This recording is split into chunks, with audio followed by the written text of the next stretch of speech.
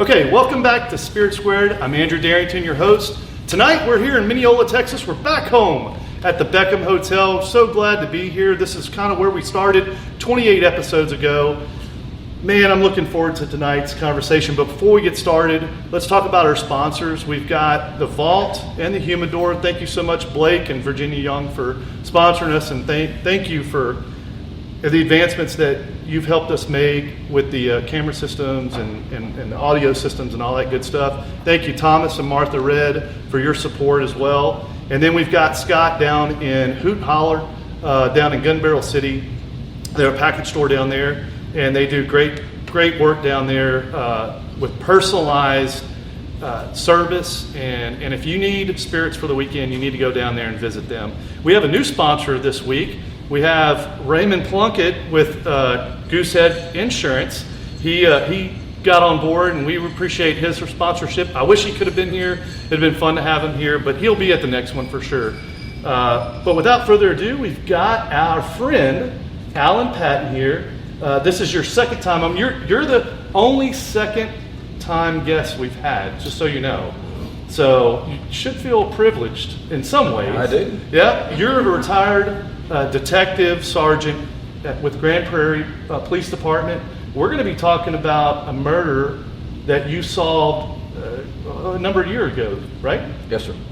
Tell us a little bit about who we're going to be investigating and who was the victim. Well, can I give my verbal resume? Absolutely. I do a lot of standing, so y'all have to bear with me, but I'm going to do a lot of sitting also. I am indeed a retired detective sergeant from the Grand Prairie Police Department. My father was a Dallas police officer, and we moved around quite a bit when I was a youngster. We moved to Grand Prairie between my 4th and 5th grade year. I went 5th grade through graduation at South Grand Prairie High School, went in the Marine Corps straight out of high school. Ooh-yah. Hoorah. And when I got out of the Marine Corps, on August 1st, 1980, I got hired by the Grand Prairie Police Department as a street cop. I did just over 4 years as a street cop. And in that time, in August of 1982, the day after my 28th birthday, a gunman came into Grand Prairie, went on a shooting spree, killed 6 people, wounded 4 more at 3 different places. He stole an 18-wheeler. He and I ended up on the same street. I set up a roadblock and get out and start shooting at him, and he rams my squad car going 60 miles per hour. And I was nearly killed, and I was hurt very, very bad, but I didn't die because God had plans for me. I went back to work in less than 6 months. And then in November of 1984, I got an opportunity to become a detective working juvenile crimes. Crimes committed by juveniles and crimes committed as victims as juveniles. During that time, apparently I'm making an impression on the leadership within criminal investigations that this guy knows what he's doing. He's making wise decisions. He's objective and impartial. He doesn't let his personal opinion. Well, in the summer of 1985, I became a detective working property crimes, burglary, theft, vandalism, people breaking into your car, stealing your lawnmower out of your shed, breaking into your house. And I did that job for quite a while. Well, then in the fall of 1989, Grand Prairie has a predominantly black neighborhood called Dalworth. And the department was putting together a crack cocaine task force designed to jack with people who were both dealing and people who were buying crack cocaine. And I was asked to volunteer as a detective working property crimes, and I was partnered up with a black officer named Greg Hunter who worked patrol in that neighborhood. And there was another couple, another detective from major crimes and another police officer that worked that neighborhood. So there were 2 of us working in teams. And our job was to hassle the crack cocaine, work the criminal cases, and try to deter people from buying crack cocaine and make arrests. I did that job until June the 10th of 1990. This all began in March of 1990.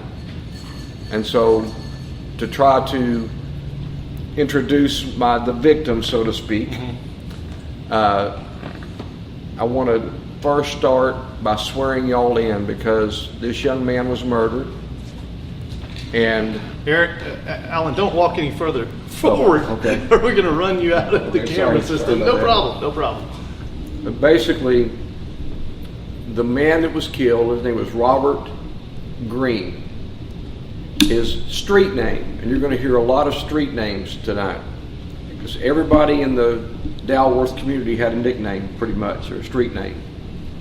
Robert Fat Green, who weighed about 115 pounds. Yeah. But the reason why they called him Fat was because he sold the largest rocks of crack cocaine. So he got that nickname because of the size of crack cocaine he sold. So before I get into some things I want to say before we talk about this young man's murder, I want to ask y'all to be part of this investigation. I'm going to swear y'all in and ask you to help me solve this case as I lay this out one piece at a time. This case is the first case that I preface with one thing leads to another. And it was amazing to me in the time I was in major crimes working homicides, how that worked in so many cases. One thing led to another. This was the first of those. Just to get the statistics out of the way, I went into major crimes in June of 1990. I worked nearly 8 years as a detective in the unit. I was assigned to 25 homicides as a lead detective in that time. Guess how many I solved? 25? Yeah, I would say. Every single one of them. Yeah. And then when I got promoted to sergeant and took over supervising major crimes, I supervised 79 homicides. So I've been involved in 104 homicides in that time. But I'll get into more about that as we go along here. But basically, I want y'all to raise your right hand and repeat after me. I state your name. Sandra Patton. Swear to assist Detective Patton Swear to assist Detective Patton in solving the murder in solving the murder of Robert Fat Green. of Robert Fat Green. So help me God. So help me God. Okay. So I want to start with just some basics. And I'm going to sit down here in a little bit, but right now I'm very I was about excited. to ask you, you can sit down? Right now it's hard to. I'm so excited about meeting y'all and being here for this. Sure, It's the sure. second time, and I retired August 23rd, was 12 years ago, after 32 years. I have long compared conducting a criminal investigation into piecing together a 1,000-piece puzzle. Very seldom were we able to find all 1,000 pieces of a puzzle related to somebody's murder.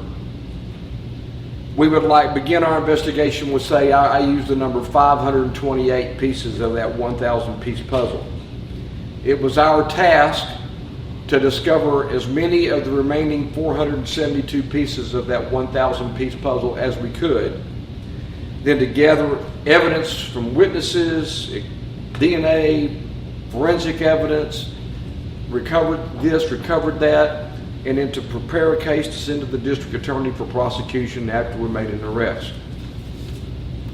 There's an oath of homicide investigators, thou shalt not kill, and the motto is we work for God. And no matter how wise I may have thought I was, or how much experience I had, there were many times that God would plant things in my head that people would call them hunches, but I didn't. God's basically telling me what to do here. So I worked for God, just so you'll know.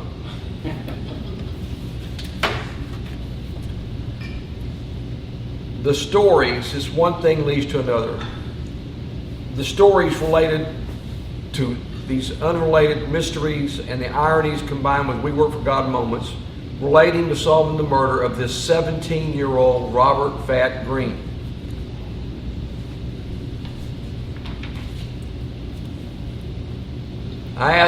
This is one thing I ask a lot of people to remember. Patience is a virtue, persistence is a choice. 32 years ago today, I worked a homicide that we talked about previously. Yeah, last podcast. Yes. And woman stabbed 113 times, throat cut, eyes cut. And when I made an arrest to solve that case, and when an officer asked me, how did you solve this? I said, patience is a virtue, persistence is a choice. It came out of my mouth. So now I want to talk about what's called the victimology. I want to explain about Robert Fat Green. Again, he was a known crack cocaine dealer. 17 years old, Greg Hunter and I and this other group of two guys, we developed relationships. You know, I would get out of the car and, yo dog, what's up, my homie, man? How your mama got some Q? You know, and I wanted to talk to the people on the street like they were the people that are my friends. So I learned how to talk to crack Let's hope cocaine. you weren't wearing that flannel. No. No? Okay. You weren't. Okay. Just want to make clear. So Officer Greg Hunter and I were working on this street crimes task force, again, chasing crack cocaine dealers and users. And we became familiar with Robert Green. He was selling crack cocaine to help pay his grandparents' bills. Mm-hmm. So this may sound unethical, but sometimes we turned our head the other way because the young man's doing what he's got to do to take care of his grandparents. The crime, we'll start here. Friday, March 31st, 1990. At 6:15 p.m. that day, a lady named Vicki Beard is leaving her father's house in this Dalworth community. That house is on Southwest 17th Street. When she hears yelling, she sees a car which she describes as a silver Ford Mustang stopped in the street in front of the house. She hears 2 gunshots. She looks up and she sees Fat, that's just what I'm going to call him from this point forward, who is standing by the driver's side of that car. She watches as he falls to the ground and that vehicle takes off. Miss Beard walks up to check on Fat and see that he has been shot, and she calls 911. Officers and the ambulance arrive. Fat is taken to the local hospital where he dies during surgery as a result of 2 gunshot wounds to his chest. The hospital finds a baggie containing 10 rocks of crack cocaine in Fat's underwear. At the scene of the crime scene investigator arrives, and on the street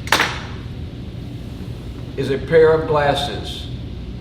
And in front of that pair of glasses is a shell casing.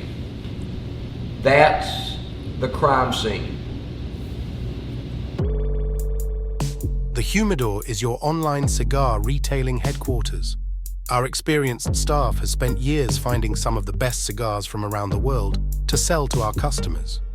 If you're looking for an online cigar store that can help you find your next favorite smoke, welcome to the Humidor. We began the Humidor because of our deep appreciation of the finer things in life, a good conversation with friends, an aged whiskey, and, of course, a fine smoke. That's why, in addition to selling premium cigars online, we also operate a brick-and-mortar cigar lounge in Tyler, Texas. Our lounge is crafted to provide a classic ambience with modern sensibilities, and we've spent time ensuring that smokers and non-smokers have an enjoyable experience, whether they're there for a drink with friends or to enjoy the game.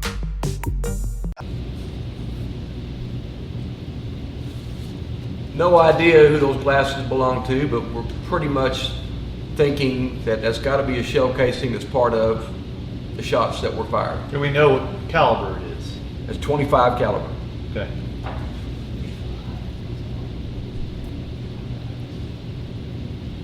The crime scene did recover this 125 caliber shell casing and the glasses. I'm going to ask you a question.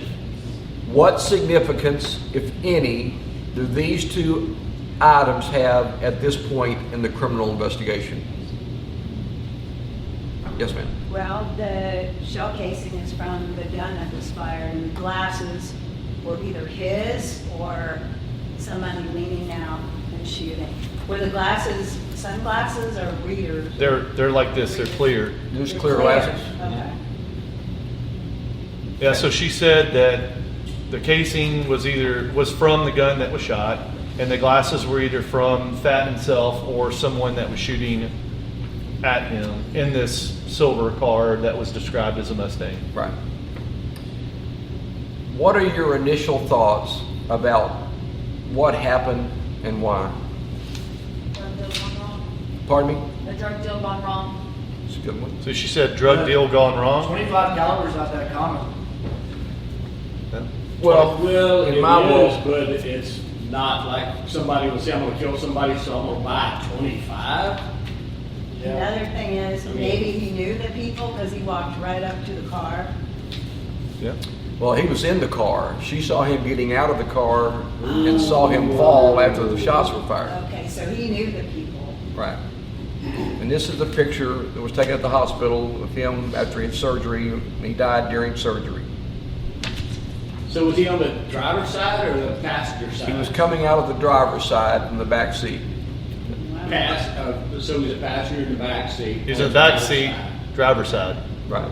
So the 25 had to be poked out the window to make the shot from the driver's side. The thing that happens here, of course, I wasn't in major crimes then. I was just a task force guy. We were there, Greg and I were there, but basically it was, she said as he was getting out, she saw him falling out of the car as she heard these shots. So, when the shots fired as he's getting out of the car, Right. before he got out of the car, as he's getting out of the car, so there's still, just people having ideas about what they think might have happened. But any philosophy or any thought is worth keeping in your heart and your mind until the evidence pushes you in a different direction. For a shell casing to be out, I would guess it'd be the driver. And he'd have the pistol out of the window. And that there's a possibility that that again, knowing what happened, but knowing what happened at the moment is any of those possible things. A shell casing ejects to the right. Windshield. It could have hit the windshield and dropped out. Yeah. Okay. So the Tarrant County medical examiner performs the autopsy on Pat's body, and they recover two. And I want to use this word that we used in police work, pristine 25 caliber projectiles from his body. What I mean by those who don't know what pristine means is it wasn't a projectile that was all torn and shattered and broken in parts, and would be great for a ballistics comparison if we found the gun. Soft tissue, didn't hit a bump. Exactly. Pat's grandfather tells the police officers that responded that 1 week earlier that Pat had been assaulted with sticks by members of a local street gang known as the Hip Hop Gangsters. Definitely in the 90s. Yeah. Tom Junkin was a detective in the Major Crimes Unit, and he was the lead detective on this murder. I was still on the task force. And Detective Junkin investigates the possible involvement of anybody from Hip Hop Gangsters and discovers that one of the Hip Hop Gangsters, whose name is Brian Keith Walker, owns a blue Ford Mustang. that matches the description. She said silver, but it's nighttime. Yeah, sure. You know, 6:15 is pretty late. Exactly. Well, the detective Junkin obtains a warrant for Brian Keith Walker for the murder based upon what the grandfather had told him. Ooh, it gets good now. Then April 19th of 1990. I got to stand up to talk about this. Oh man, I can't sit down. I knew it.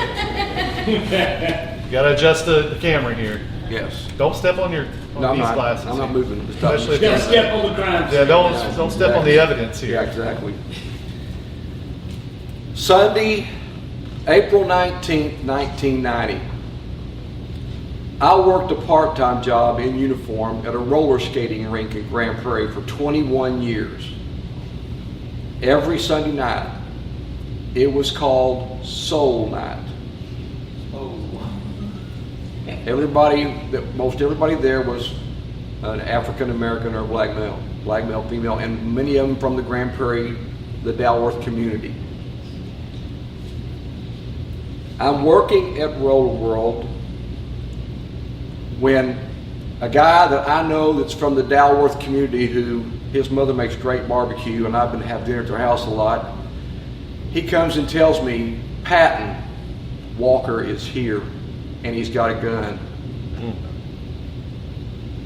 So I get on the radio, I call for a signal 6, which is officer needs assistance right now.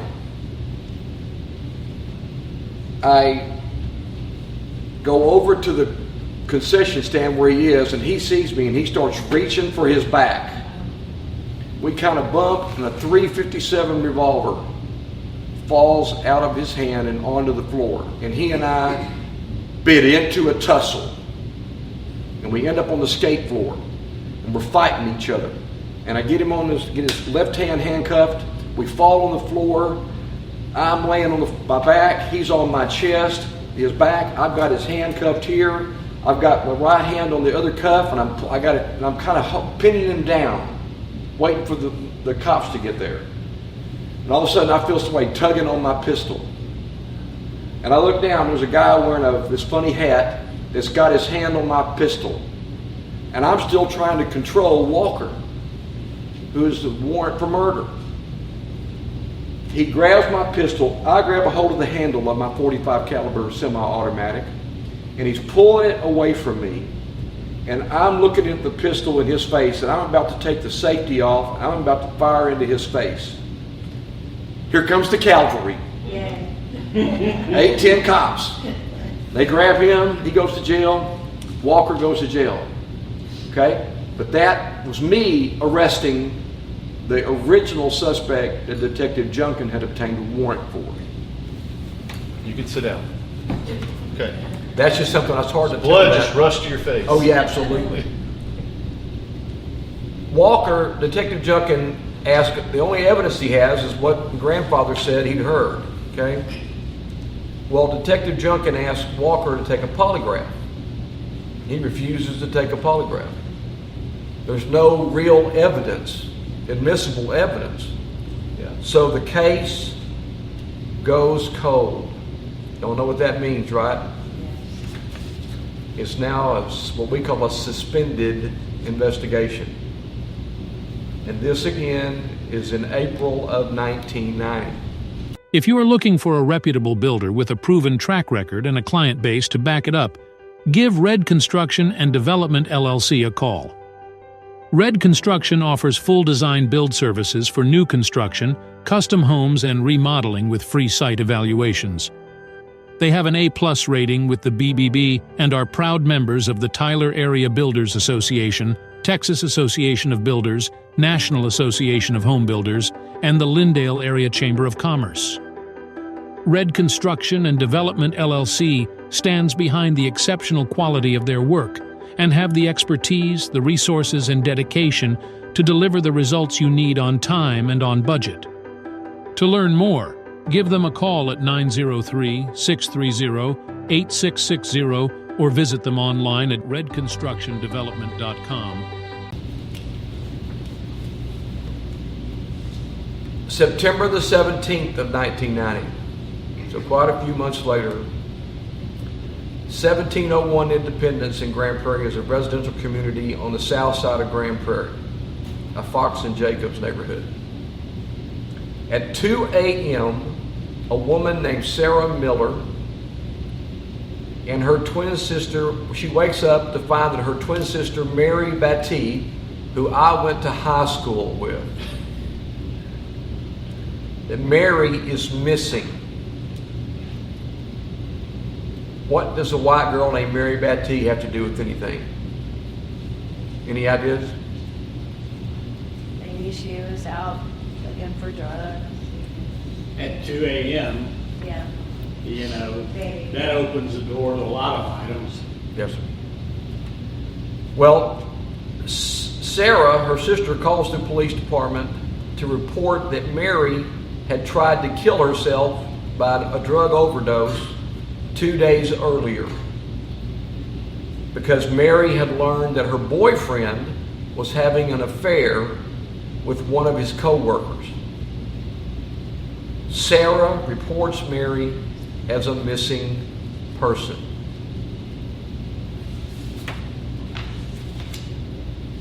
That day, at 3:15 in the afternoon, Mary goes to a warehouse on West Freeway, almost directly behind the Grand Prairie Police Station. Armed with a small caliber pistol, Mary goes to her boyfriend's place of business, where she sees him with his new girlfriend. Mary has a vase of silk roses with her. She throws that vase of silk roses at her boyfriend and says, "This is for you." Mary then shoots herself in the head, committing suicide. Small caliber, Small caliber. 25. Small caliber. It was Detective. It wasn't pristine if it was in the head. Detective Ron Siebert and I got hired the same day as Grand Prairie police officers, and we were both in major crimes now. Okay? Ron responded to the suicide. He didn't need anybody else. He just went and responded. But he didn't really advertise to us what the small caliber. He just called it small caliber. He didn't say 25. But at that time, did you recognize that it was a classmate? Oh yes, Okay, yes, okay. yes. I knew that Mary was my classmate. That was probably a distraction as well, since it was a classmate. Yeah. Right. Yeah. Well, no, wait a minute. No, I did not. Yeah, that's what I thought. No, I did not. I At did that not. time, I yes. did not. Yeah, at that time you did. At that time, I did not. Yeah. I just knew a woman had committed suicide in the parking lot. That's all I knew. Right. Okay. Right. You'll find out how I knew more later. Right. So here we go. 16 months and 4 days later, After her suicide. after her suicide, Okay. on August the 3rd, 1991,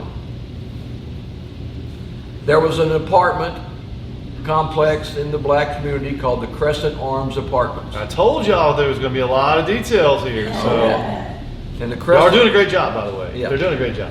and the Crescent Arms Apartments is where a lot of crack cocaine got slung. And a lot of marijuana got smoked. At 12 a.m. on August 3rd, 1991, there was a guy that lived there named Derek Lamont Loudon. Derek was 21 years old. Derek Loudon was involved in a fight at Cottonwood Park in Grand Prairie. Softball fields, baseball fields, basketball goals. Fights. A fight. No, I'm saying fights too. Basketball fields. Yes, Bat yes. fights, yeah. The whole Well, thing. Derek Lamont Loudon got into a fight with Brunice Snag Grundy. So his street name is Snag. I wouldn't say Bernice either. No. Say Snag. It's better. He was 23. During this fight, Loudon pistol whips Snag. Snag leaves, goes to Dallas to get his brothers, Perry, who's 19, and Ernest, who's 27. They armed themselves with an AK-47 and 2 MAC-11s, semi-machine guns basically.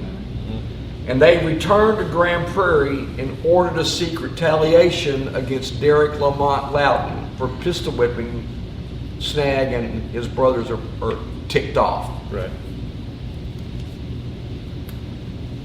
At the apartment complex, Snag hands his 9mm pistol to one of his brothers, and he and Loudon get into another fist fight. This is in front of a lot of people in this apartment complex. Loudon is winning this fight. So Ernest, Snag's brother, jumps into the fight, and now both Snag and Ernest are fighting with Lamont Loudon. Right. Okay? Many witnesses are watching this fight. A friend of Loudon's, known only as Booty, okay, I know a lot of those. approaches and fires several rounds from a 9mm up into the air, apparently meant to dissuade Snag and his brother Ernest from further assaulting Derek Loudon. Snag then tells Perry, "Kill this mother effer." Perry, armed with an AK-47, shoots Loudon in the back as Loudon is running away, killing him instantly. So Derek Loudon is dead. There was a young man there in the crowd named John Greer. John Greer was special needs. He was 18 years old. We knew his mother. She was a local prostitute. He is standing in the area where the crowd is gathered. Perry Grundy points the AK-47 at John Greer and asks him, "What do you have to do with this?" Greer says, "Nothing." Perry inexplicably fires 3 shots at this 18-year-old John Greer with the AK-47, striking him in the chest, killing him instantly. Why would he want to kill this 18-year-old boy? He's a witness. There were lots of witnesses. That's a witness. Yes. Witness to previous crime. Pardon? Witness to a previous crime. No clue. It was hard to understand the motivation behind this.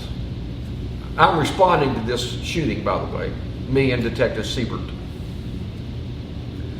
Once Perry began firing, both Snag and Ernest, his brothers, and another 4th guy who we never identified, they began firing wildly into the crowd.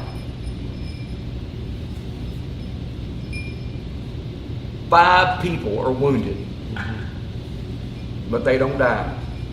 The Grundy brothers, Ernest Baker and his unidentified other suspect, they run to the Grundy mother's. They had stolen her 1985 Ford truck, and they had parked it in the parking lot. They run to the truck, but they don't get into it. They left on foot after throwing their weapons underneath a car that was parked in the parking lot.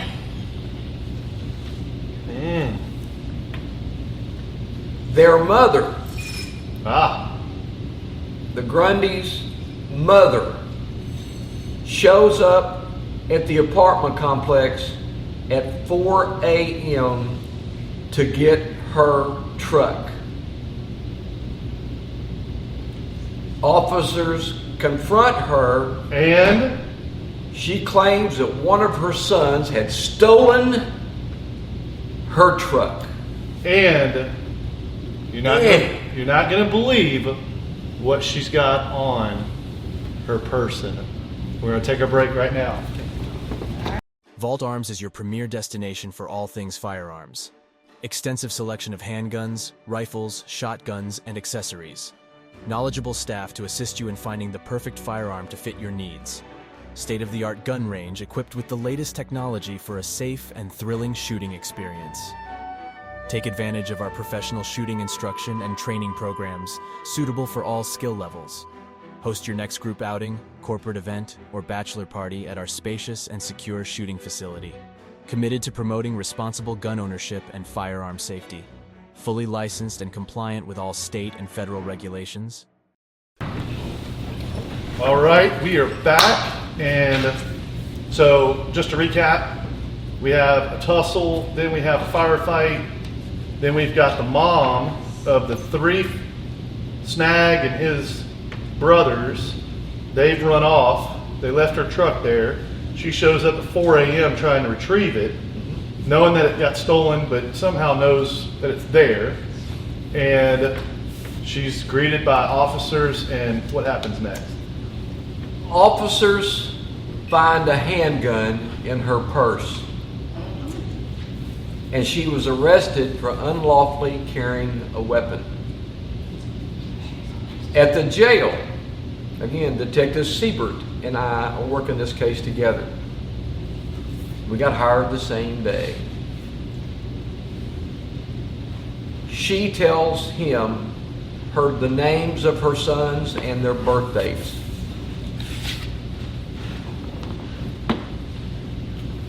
Detective Siebert prepares photo lineups of these three brothers to show to the many witnesses that are at the scene when the shooting occurred.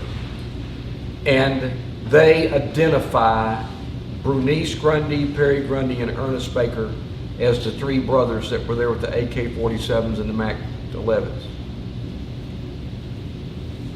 Detective Junkin obtains a warrant for their arrest for capital murder. It's capital murder because more than 2 people were killed at the same time. At 11:30 a.m. that day, Detective Siebert and I meet the Dallas Police Department tactical officers at her residence by the Dallas Zoo. They were from Dallas. Perry and Ernest are home, and we arrest them on the capital murder warrants.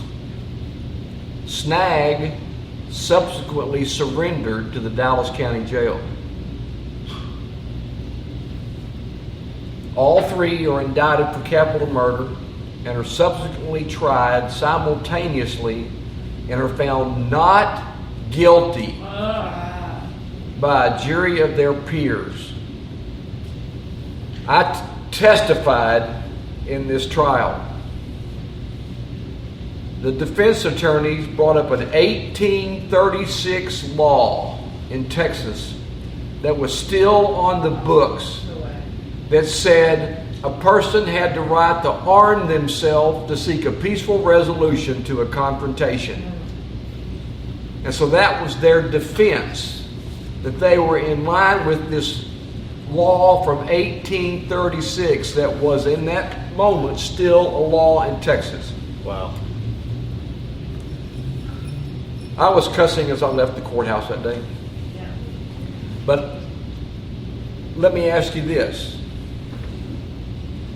To this point, what about the shooting at the Crescent Arms apartment has anything to do with Robert Green's murder? The mother's pistol. That was taken out out of of her pistol. her purse. Or the fact that they got off in this first trial and maybe they had something to do with Robert Green or Batts or whatever his name is. Well, on Tuesday, December the 17th of 1991, while still investigating the Crescent Arms massacre, I received information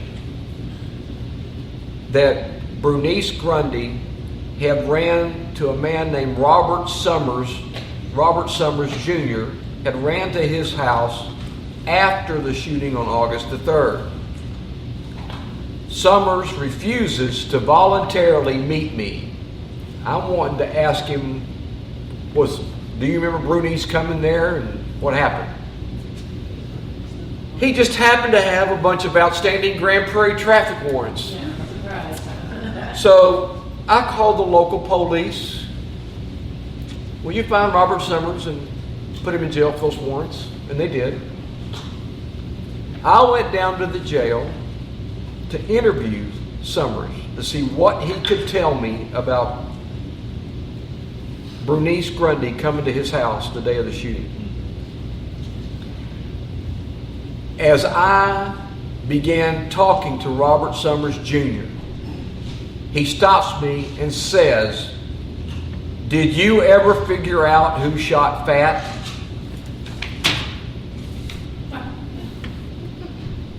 Do you think I was expected to hear that? No, not any. No. Summers then tells me that Rodney Hot Rod Williams, again, everybody's got nicknames. That's a good okay? one. That's a good Street one. names. Yeah. Rodney Hot Rod Williams was also Fat's cousin. Okay? Summers tells me that Hot Rod had been telling people that some Mexican had bragged to him in the Grand Prairie jail about killing Fat. Summers is afraid that Hot Rod will retaliate if interviewed by investigators. So I look for an opportunity to interview Hot Rod without identifying Summers as the source. I don't want to burn my snitch. Right. And so I can't just go say, "Hot Rod, come talk to me," because Summers said he'll know that I told you. So that was in December. December 17th, 1991. You talk about patience. June the 15th, 1992. Wow. More than 6 months after my conversation with Mr. Summers. Hot Rod is a passenger in a stolen car that a Grand Prairie police officer stops. The car is confirmed to be stolen. Hot Rod is a passenger in the car. The officer arrests him as a suspect in what's called unauthorized use of a motor vehicle.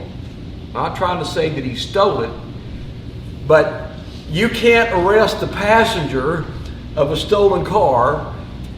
You can ask him questions, but the officer was a new officer and he arrested him for that.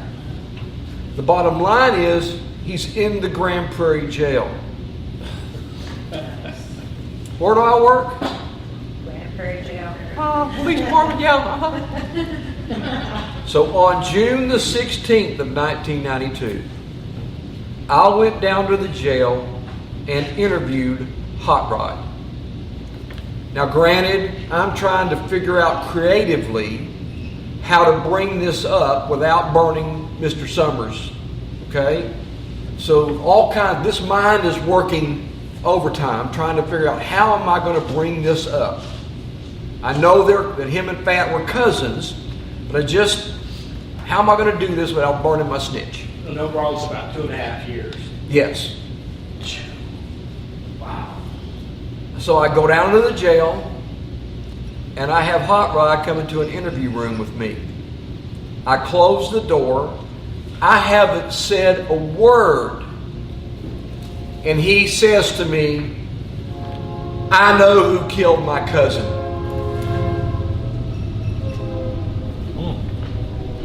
And so I said, "You do?" "Yeah." I mean, in November of 1991, 1 year and 8 months after Fat was killed, Hot Rod told me he had been arrested for a bunch of traffic warrants in November of 1991. And while he was in jail, he served as a trustee. You know what a trustee is in a jail? Yes. Okay? Sitting out their time, sitting out their tickets. Hot Rod tells me he was having a discussion with 5 other trustees about things they had done for which they had not been caught. A worthy bunch of trustees. Yeah. Williams tells me that 4 of those trustees involved in that conversation were Hispanic. One of those trustees, who Hot Rod identifies as Ovidio Torres, told him, me and my 2 cousins killed a dude named Green in Dalworth.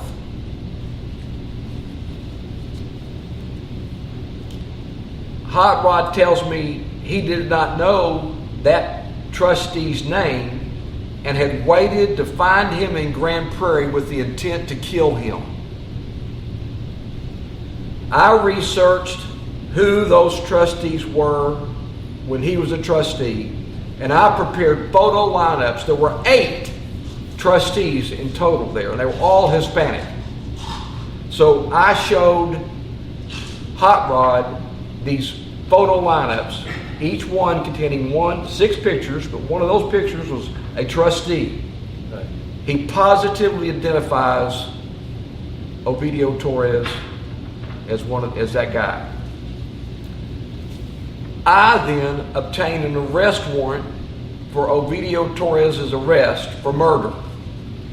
On June the 30th of 1992, I arrest Ovidio Torres. Do I have probable cause to arrest Ovidio Torres? Do y'all think? Yeah. He's running his mouth about killing the guy, right? Yeah. It happens all the time. Yeah, doesn't it? Torres admits to me that he was in the jail with Williams, Hot Rod, in November 91, and that he did brag about killing Robert Green. But he didn't really do it. Torres called it jail talk. Torres told me that he was recounting details of a murder he had obtained from Raul Garcia Jr., a name I had never heard. Torres said he and Raul had been drinking, and Raul showed him a newspaper article on Green's murder and said that he and Arturo Tutti Loera and Pedro Pete Cantu, Tootie's the best one so far. that those were together with him when Green was killed. According to Torres, this is what he's telling me, Garcia said that Pedro Pete Cantu was the shooter. So this is the guy telling me who the shooter was, the guy whose name I had not heard before.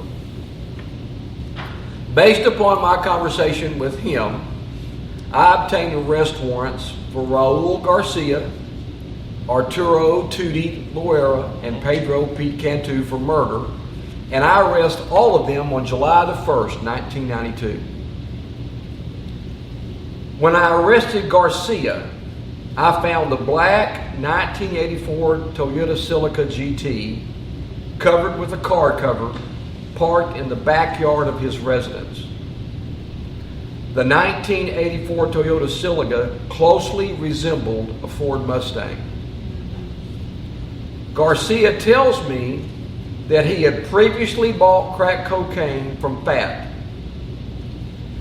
Garcia and Tutti both said on March 31st, 1990, they were riding around drinking beer prior to going to Delaware to buy crack cocaine. is a picture of the car that I found, the silica that looked like a Mustang. While they were riding around, they picked up Pete Cantu. Those three then drove into the Dalworth community searching for fat to buy crack cocaine. They found Fat, who got into the back seat of Garcia's car, where Cantu was sitting. Cantu sitting on the passenger side. Fat is sitting behind the driver's seat. It's a small back seat, basically. Yeah. Unknown to Garcia and Loera, Pedro Cantu was armed with a small caliber semi-automatic handgun. While they were driving around, Cantu armed himself with that pistol and began attempting to rob Fat Green of his crack cocaine. Garcia pulled up in front of 600 Southwest 17th as Green began scrambling to get out of the car. Cantu shot him twice in his side of his chest with that pistol. So as Fat's getting out of the car is when Cantu fired the shots. And one of those shell casings, like it may have hit his chest and fallen onto the pavement. During Green's struggle to get out of Garcia's car, he knocked Garcia's eyeglasses off. So that explains who the glasses belonged to and who the shell casing, where it came from. Garcia then sped away to his residence on Northeast 19th Street in Northeast Grand Prairie. Afterwards, Pedro Cantu threatened to kill Garcia, Tootie, and their families if they told the police what they had witnessed.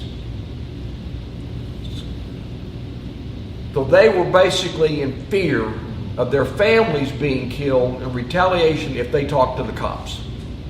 That makes sense, doesn't it? In a street sense, especially. Sure. For you said. Based on this information, on July 1st, 1992, I obtained a warrant for Pedro Pete Cantu's arrest for murder, and I arrest him. This is 2 years, 3 months, and 1 day after Fat was murdered. 2 years, 3 months, and a day. Pedro Pete Cantu exercises his Fifth Amendment right to remain silent and refuses to speak to me. And I have here written down, remember at this moment who we work for. We work for God. I checked Grand Prairie Police Department local records for Pedro Pete Cantu. And I discovered that he had pawned a Raven .25 caliber. I knew we were going to have a pawn shop in here. I knew I knew it.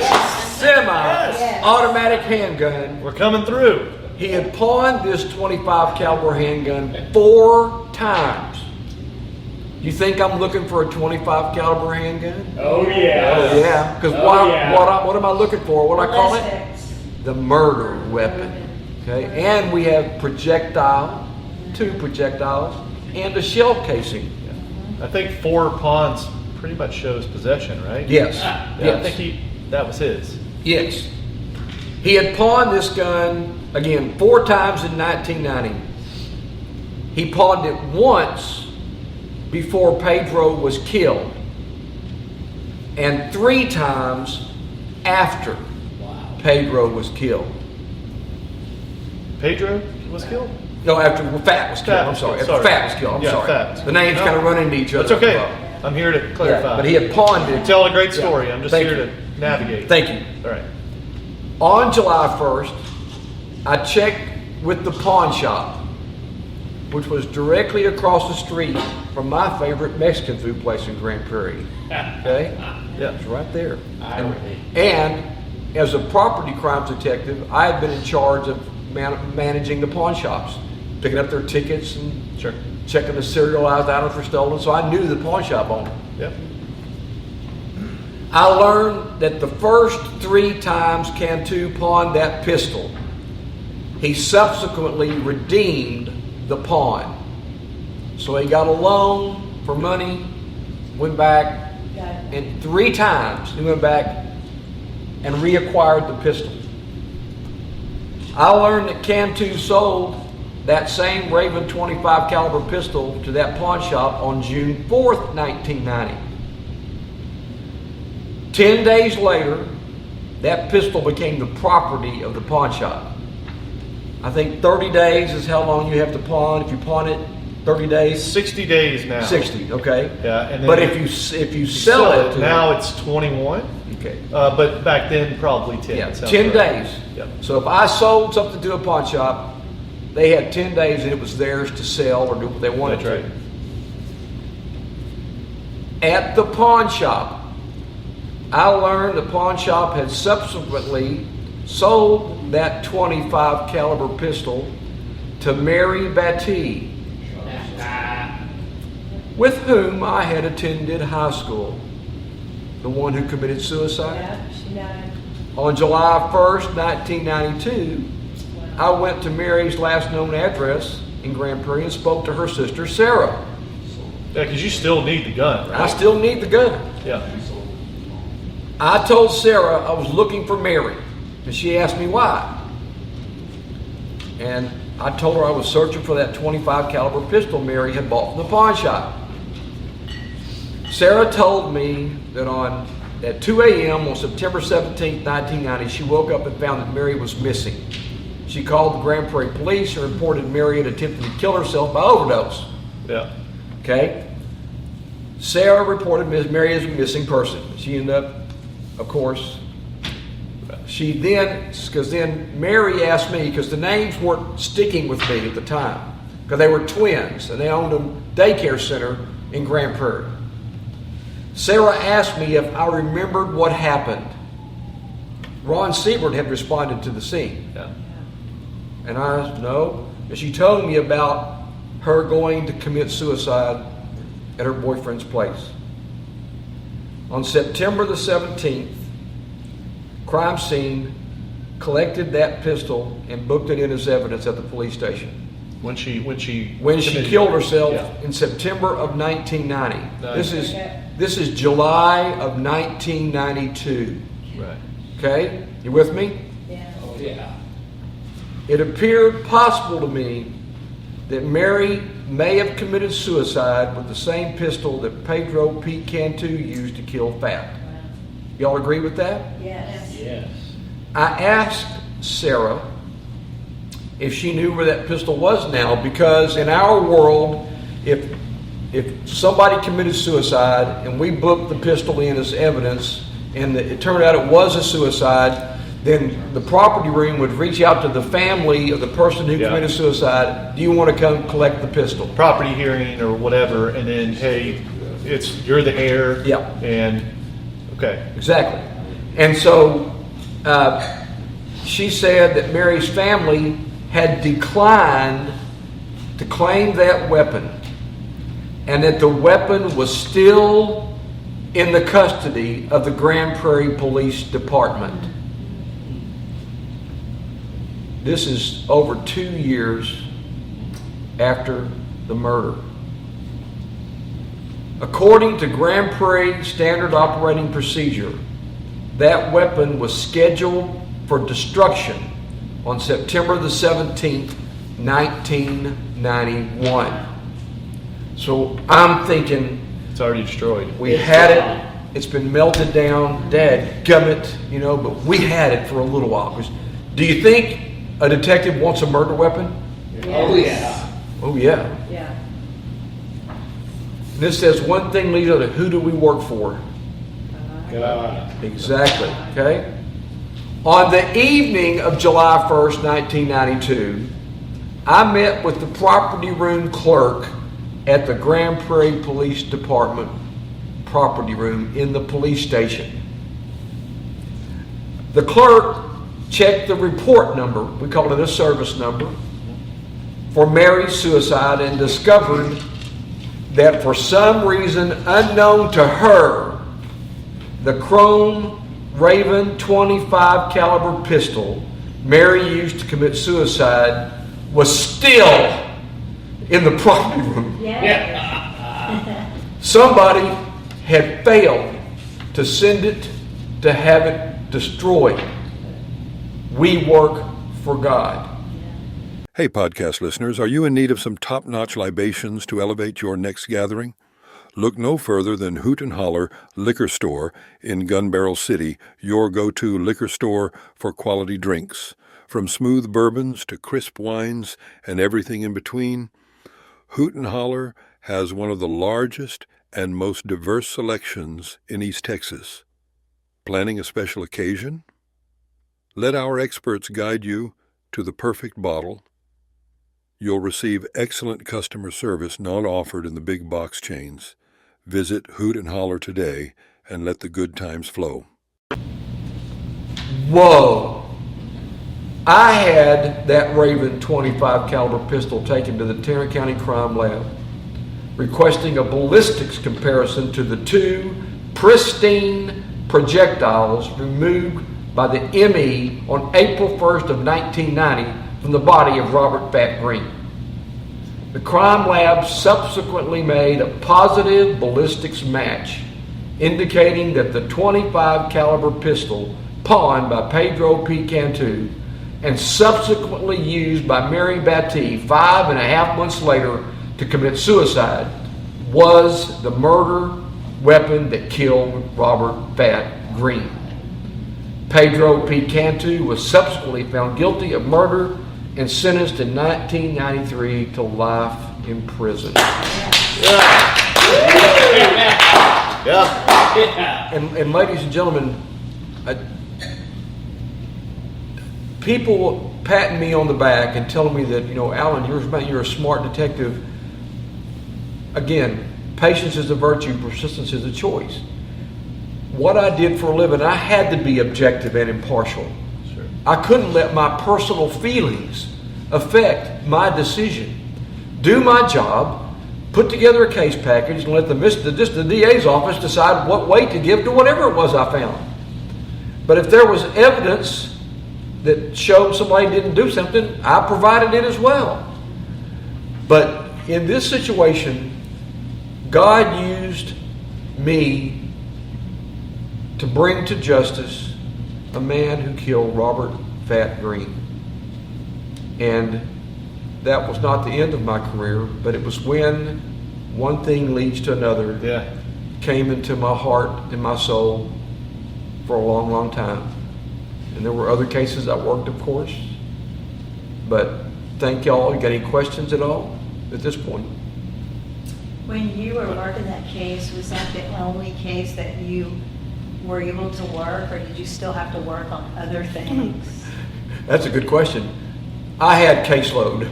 That's really hard. Yeah. Because everything sort of jumbles together at that point. But once I arrested Ovidio Torres, and he said what he said about who said that what they had done, okay? You were on it. Everything else went into an in basket. Right. And that's all I did until I went and saw Ida Mae Saldivar. Ida Saldivar was the clerk in the property room. Yeah. Oh yeah, Alan is still here. That's amazing. Was there any kind of DNA evidence at all in this? No, of course, over 2 years later, that would be almost impossible because Mary had used it to shoot herself, and somebody had picked it up and collected it, and so there was a lot of fingerprints and all kinds of stuff, and back But then, it was kind of still a little new in the 90s. Well, and probably in terms of fingerprints on that small of a weapon, it's like a shell casing, for example. People would ask me a lot of times in my career, we find a shell casing, did you get a fingerprint off of it? If I'm loading a weapon and I take my fingers like this and I put it in a magazine, I'm leaving a partial, but it's not much in the way enough of a fingerprint to be identified. To get a conviction. 25 to 45. Yes, exactly. Very different. Yes. Yeah. The ballistics is going to be quite a bit more than fingerprints, for sure. Yes. Very good story. Pristine. Pristine. Yeah. Absolutely on your Exactly. side, too. What an awesome story, man. Really appreciate you coming on. Second time coming on. The first time the last thing we do with all of our podcasts is give a shout outs, right? And you have a special one tonight, right? Yes. And I'm going to call this what's the memory that I want to praise the memory of a man. Remember, I was telling you that me and Greg Hunter were on the task force together, okay? Greg and I became incredibly close friends. He was my best friend on the police department. We played flag football together. We played basketball together. I was there when his children were born. I love that man. And he was on the task force with me that day. Again, I was in major crimes as a detective from June of 1990 till February of 1998 when I got promoted to sergeant the day Diane Zamora got found guilty of the cadet murder. The police chief said, "You're now the sergeant over major crimes." So from February of 1998 until July of 2008, I was the sergeant over the major crimes unit, and I responded to every homicide.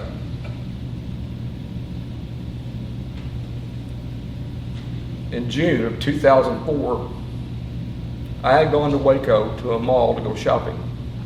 My parents were living at Lake Whitney. My sister worked for the police department as a secretary in the narcotics unit. She called me on my cell phone and told me that Greg Hunter, who was now a patrol sergeant, had been shot and killed in the parking lot of the Walmart in Grand Prairie. I went straight to that Walmart from where I was, and part of my responsibilities as a sergeant was to make death notification to people who we found people that were killed, either suicide or homicide or suicide, whatever. And this guy that killed Greg was in a van, and officers had shot and killed him, and then they had they shot tear gas and everything. They didn't know if he was shot or dead, and he was dead. And I found a letter in there with the name of some people that lived about 2 blocks away. It was his parents. And I went to their house, and I knocked on their door, and was I sympathetic and kind at all? Instead of, "Sir and ma'am, is this your son?" Yeah. "Your son killed my friend." Yeah. And about a week later, I went back to their house and I apologized wholeheartedly and asked for their forgiveness. But Greg was with me that day when Pat was killed, and he was killed on line of duty in 2004. Was So I he just- killed just because he was in where, like in a crime scene? Well, that's a good question. That day there was a Walmart at I-20 and Great Southwest Parkway in Grand Prairie, and a security guard for the Walmart. There was a van parked almost as far as you could park, almost to I-20. There was a van parked there, and the guy had curtains closed, and he'd been there for quite a while. And the security guard thought he was suspicious, so Greg and some other officers went there, and Greg's walking around, knocking on the doors, and all of a sudden, gunshots fired, and one went right through his neck and into his heart and killed him instantly. And then officers shot this guy through the windshield and killed him. Turned out he had machine guns and bombs, and he was going to Florida to kill his ex-wife. But the Walmart security called because he was suspicious. We found 5 or 6 handguns in there, machine gun. Again, so just wanted to do a memory there because he was there that day, and I also led the procession to where he was buried. Yeah. So there's hard times and bad times in police work as well. Yeah. Absolutely. Great shout out. Well, thank you all very much for your time and your attention. Yeah, absolutely. It's going to be hard to beat this one. I mean, Really good one. We got to get you on the schedule again. We don't have you on the schedule for 2025 yet, so we definitely need to get you on. Do you think he deserves another podcast? Yeah. For sure. I love Alan, love his passion, and love what he does. I mean, it's just an awesome.